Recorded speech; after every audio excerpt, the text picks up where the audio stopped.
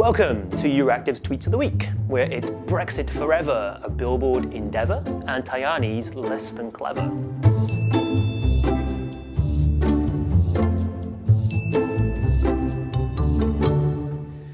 This week, we're supported by All Policies for a Healthy Europe. More on them at the end. Now, normally, I like to keep Tweets of the Week as Brexit-free as possible when filling in for Jen. But the UK just couldn't let me have a week off, could it? It all kicked off on Monday, when Theresa May made an unexpected visit to Strasbourg. The Independent's John Stone called the last-minute trip a joke, after May caught Brussels journalists off guard. By Tuesday, though, it was clear that her Alsace jaunt had really been all for nothing. Jon Snow, no, not that one, said May's chief lawyer wasn't convinced by the deal she made with Jean-Claude Juncker, to which the man in question, Geoffrey Cox, simply replied, bollocks. So the vote went down entirely as expected, a big defeat, again. Then, on Wednesday, we shuffled on to the no-deal vote. In the end, they saw sense. But, as Hugo Rifkin quipped, no deal is off the table, but the bad news is that there is no table.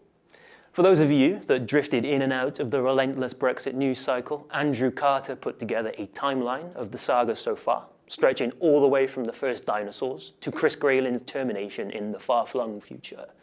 Scott Bryan noticed the New York Times accidentally published both of the possible outcomes of Tuesday's vote. Better to be safe than sorry, I guess. And Beatriz Rios noticed that the European left got David Cameron mixed up with Titanic director James Cameron. It's probably because they both can be easily associated with sinking ships. At least there was one heartwarming outcome. Sophie, age 6, sent Council President Donald Tusk a note of friendship, a drawing of a unicorn, and a request for an autograph. But the cynical Brussels press pack just couldn't enjoy this one, could they? Damon Wake suggested that the unicorn was suspiciously well drawn to be authentic, and then he demanded that the EU Council press team submit their own attempts at unicorn sketching in order to prove its legitimacy. The Council, good sports that they are, said they would think about it at their next meeting.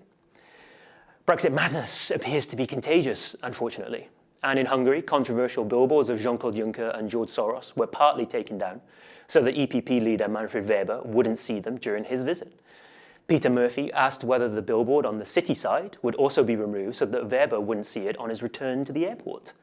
Another sign looked awfully familiar to Valerie Hopkins, who is clued up on her memes. And over in Italy, gaffe-prone European Parliament President Antonio Tajani put his foot in his mouth once again, trotting out the old "at least Mussolini made the trains run on time" adage. Socialist leader Udo Bullmann called the quotes unbelievable.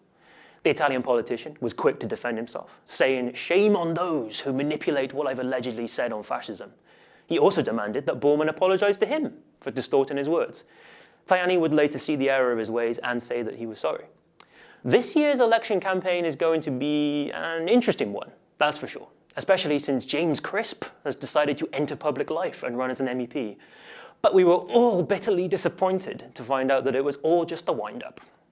I think we can all agree that James Crisp really does belong in an institution.